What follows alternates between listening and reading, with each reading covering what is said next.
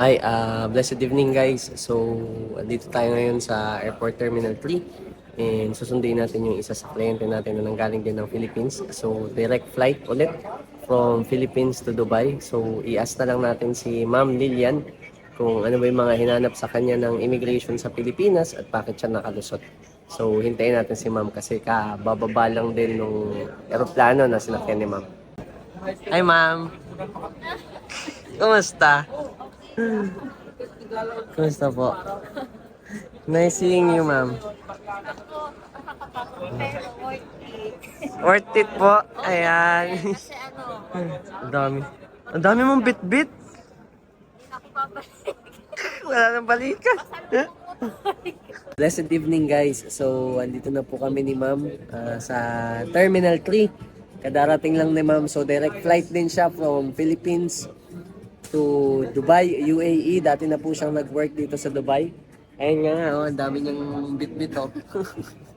Ma'am, unang tanong po, kumusta po yung biyahe mo? okay naman, worth it. Walang tanong-tanong, diretso. Sa immigration, walang tanong? Wala. Hindi ka tinanong kahit ano? Wala lang. Sabi niya lang, anong trabaho mo? I mean, anong gagawin mo? Sabi ko, work, ganyan. Then, tinignan ka lang yung Yung diretso niya. Wala. passport, Passport lang. passport stamp, visa, tapos Yung isip ko, OEC, PIDOS. Pidos. Ayun. So actually si ma'am kasi lumabas siya as employment visa. Meron siyang company na nag-hire dito sa UAE. So ang ginawa lang namin is gumawa ng katulad ng mga process ko before, gumawa ng job order, pinasa sa Polo.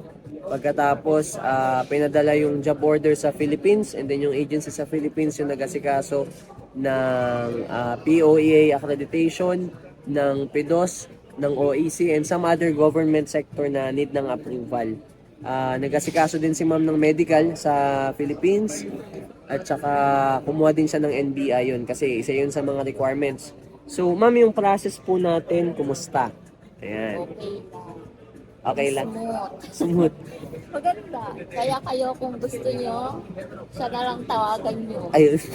Recommendation agad. Oo, syempre. Mabilis. Mabilis ka. Pagdating dito, wala ka nang ginawa. Passport lang.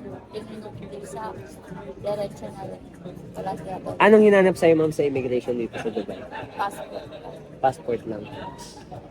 Matik na tayo. Passport at saka kasi pag passport nakikita naman na doon yung pag i-check sa system may visa na. Pero mostly minsan hinahanap din yung visa. Hinanap yung visa mo, pinakita mo pa. Passport lang talaga tapos stamp tapos kalas exit na. Ayun, so ganun lang. Parang from Sharjah going to Dubai, ayan 2 minutes lang po yung interview ko sa kanya. Uwi na ulit ako ng Sharjah.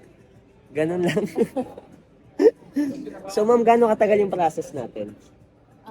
1 month and 1 month and 1 week. 1 month and 1 week. Yung process namin, kasi actually normal na sinasabi ko sa mga kliyente, mostly 6 to 8 weeks yung process. Pero mostly naman 1 month lang, within 1 month o kaya 1 month and 2 weeks lang, okay na po, makakalipad na.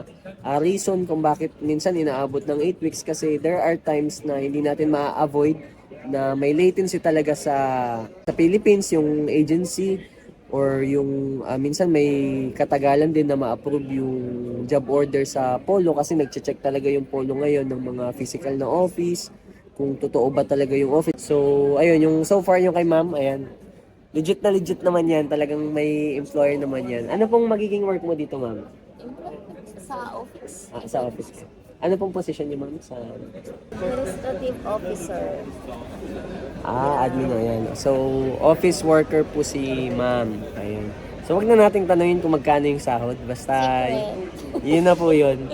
Once again guys, thank you so much and God bless you. Sa mga gustong pumunta dyan ng UAE, para malaman nyo paano yung process ng merong employer, send lang po kayo ng message sa page, sa WhatsApp, TikTok. May TikTok din ako, tsaka may YouTube din. So, once again, bye-bye. See you. God bless you guys. Okay na, nasundo na si Ma'am Lilian ng kaibigan niya. So, ngayon, pauwi na sila. Siguro tip lang, magbigay lang ako ng tip kasi based sa nakwento ni Ma'am, kanina during off-cam is na scam pala siya. parang mga a year ago. Merong siyang binayaran na tao sa agency na ang kausap niya sa WhatsApp or sa social media is iba yung pangalan sa kung kanino siya nagpadala. So, siguro isa sa mga tip bibigay ko sa inyo is unang-una yung kausap nyo sa, let's say, sa WhatsApp or sa social media. Make sure na kung ano yung pangalan niya sa social media, yun talaga yung name niya pagdating dun sa ID. So, hingan nyo din po ng ID. Kung magbabayad na kayo, make sure nyo na yung kausap nyo at saka yung pagbabayaran nyo is same lang ng name. Another thing po is para ma-check nyo kung siguro isa sa para ma-weigh kung legit ba yung kausap nyo is yung social media. So mag-check kayo ng mga proof doon, unang-una mga pictures or kung may video man mas maganda at saka yung mga reviews. And then sa mga nag-review, i-check nyo kung yung mga review ba na yun is totoong tao kasi minsan may mga dummy account lang na ginagamit. Pwede nyo ding i-check yun sa page nila. So siguro yun lang yung mabibigay ko na tip or advice po sa mga tao na nagbabalak na pumunta ng UAE, lalo na hindi biro yung pera na ilalabas nyo para makapunta kayo dito. Yun lang. Thank you so much guys and God bless you all.